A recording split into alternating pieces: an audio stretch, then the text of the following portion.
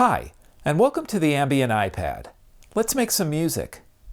Originally, I was going to use the Roland TR-06 today, but I did some recordings during the week, and there was a bit of noise anytime I used USB and audio at the same time. I did a little research, and it turns out that the Roland Boutique line is kind of known for that, and there's some things you can do to minimize it, but I haven't really had a chance, so we'll get back to that. So instead, let's really do a live jam. I have a blank instance of 8 Matrix here. I have no real idea of what I'm going to do other than I've really been enjoying doing soundscapes with Gauss Field Looper, and so we'll use that again. We'll pick a bunch of different apps, a bunch of different sounds, different effects, and we'll get a soundscape going and some percussion lines, and we'll take it from there. So let's add Gauss Field Looper. And all right, for sound, let's use Hillman. I'm a big fan of Hillman strings and other things. Let's, for reverb, let's use Adverb 2. Haven't used that in a while. What I'm going to do also is, well, let's get some drum sounds going. Drum and percussion. I'll use Laplace. I've got a patch in that I really like, so let's pick that. How about AR-909 for some electronic drums? And then for another actually, let's make this bigger so that we can actually create the line later. And how about Axon 2 for some different percussion? Put that in there as well. As far as effects go, so I've got the Adverb 2. What I'm going to do is use that while we're recording onto Gauss so that I can lower the output for the drums. But let's get some Eventide stuff going here. MicroPitch. And I'll use one of the patches I created that really does a doubling effect. That's too high. Oh, that's a good one. The second with the mix. There we go. And how about QVox? Not sure if I'll use that, but we'll see how that sounds with some. There's a preset here that works pretty good. We'll just grab that. And okay, so we've got a bunch of effects now. We've got our patches, and let's go in and start working with this stuff and see what we can come up with.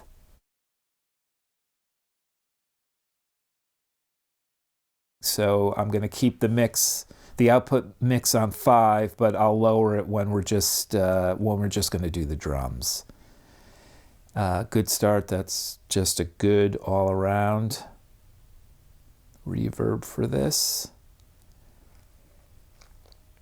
Let's go through some of these. We can connect to the correct synth for the keyboard. All right, that's not the patch we're going to use. Let's find the patch under users. That's why I put JB in front of everything I make so I can easily find it. So this is you'll hear, kind of a weird kind of percussion-y patch. Just reminds me of the Grateful Dead.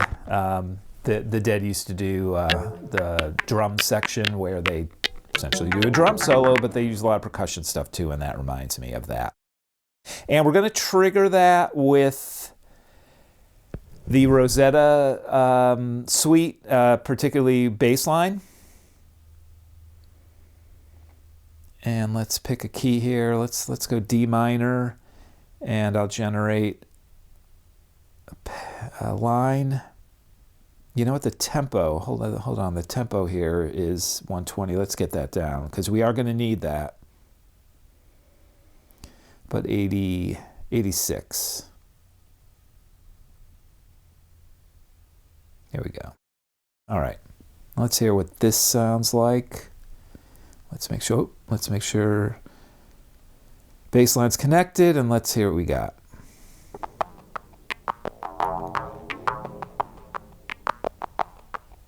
Let's go through the different octaves to hear which sounds best. I want to start it on low, so we'll go back to the original one there. All right. Test out some of the effects to hear how they sound.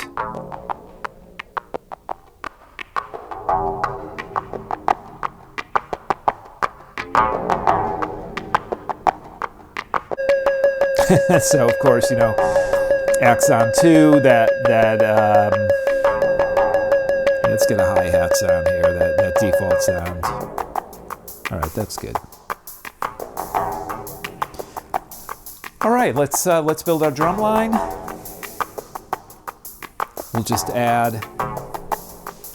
go in here and add, we'll keep it to the bass drum, snare.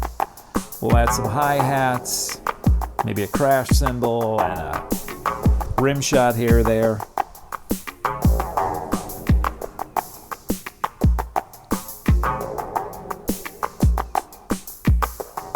right, let's just keep building this up. I mean, the snare and the bass drum essentially define the line. Just add a little accents here at the end. I do want to get a rim shot in here. Maybe we put that, double that with the open.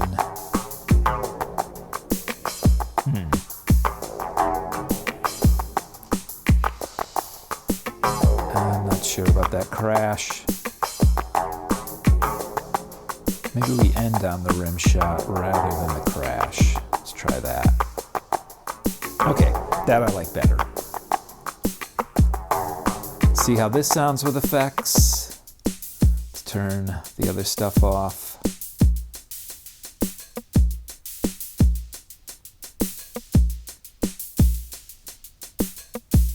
All right, this'll work.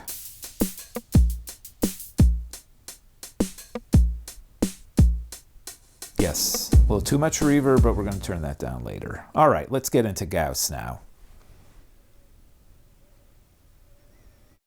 All right, so we've got Gauss set up. What I'm going to do is let's bring up Hillman and the keyboard and all that. You do have to move things around a bit. Obviously, the iPad screen, whether you have the 11-inch Pro like I do or the 12.9, you still got to move stuff around with 8 matrix. So, all right. Yep, that'll work. Good old Hillman. Let's just rearrange stuff here to get it. And then what we're going to do is I'm just going to stick with the presets, and we're just going to go through the pads for the different sounds. And we'll just keep layering it until we've got a good soundscape.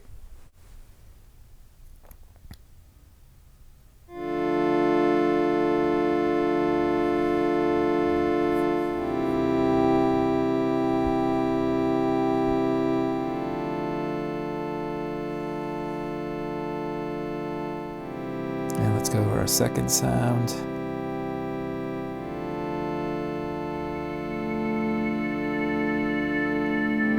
I'm just sticking to D minor for the most part. Really the same group of notes. And just moving them around.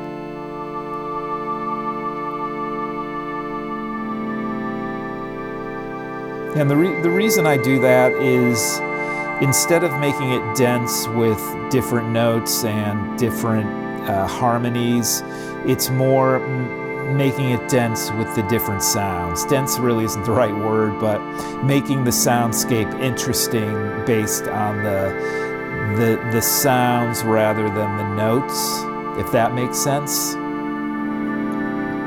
And I'm just going to keep layering until it's to a place that sounds nice and evolved. Get some higher sounds in here.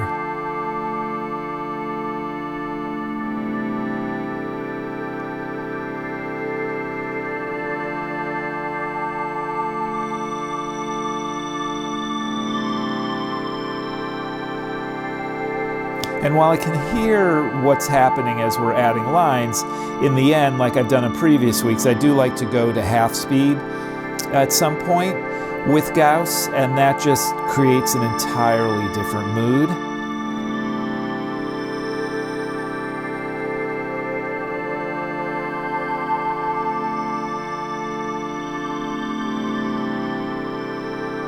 I mean, this is all in the kind of 70s string transistor organ realm, but that's what Hillman does.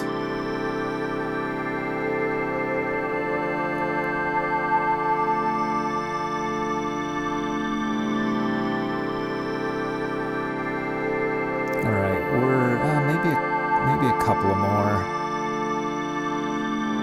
Actually, that's, I think we're good there. Get the warble, turning the inertia up so that when I go to the lower speed, it'll be a lot slower, smooth transition.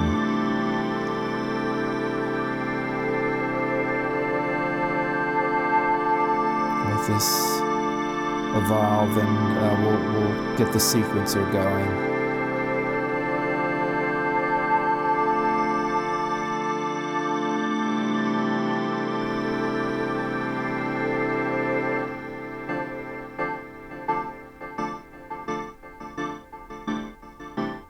Again, with Gauss, this is like a gating sequencer.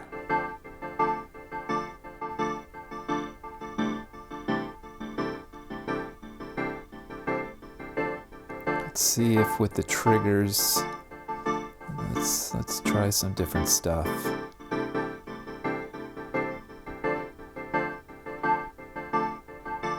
Doesn't really change it as much as other things do.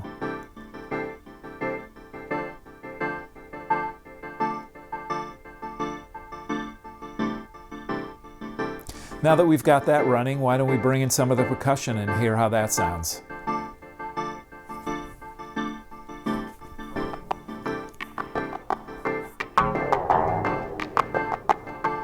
Yep, got to turn that down.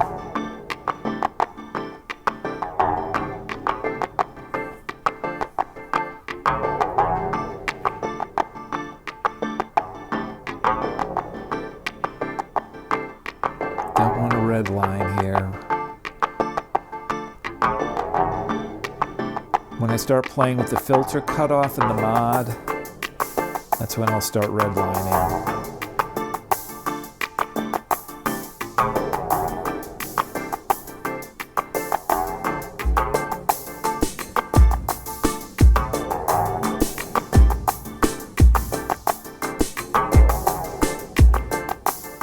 So I like the interplay between these three. We've got, more of a electronic drums and then a couple of interesting percussion lines, but that sit in different frequencies.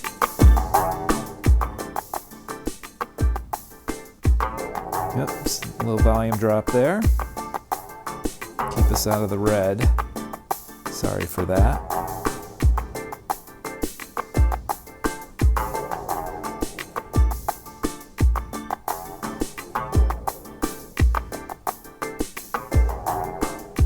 One thing with the iPad, even if you use the Apple Pencil, moving sliders, and little knobs, it's not that easy sometimes to get precise numbers like with the volume.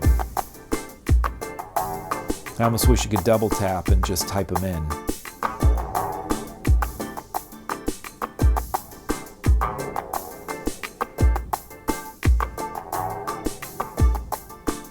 Play a little with the mod and the cutoff here.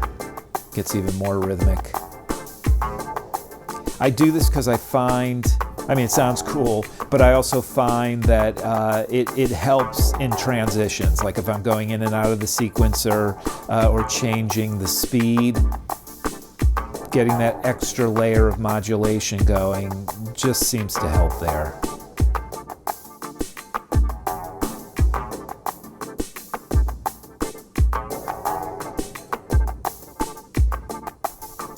Alright, so I'm happy with all those settings. Let me zero everything out, erase the Gauss loop, and we'll start from scratch and do a real live jam here.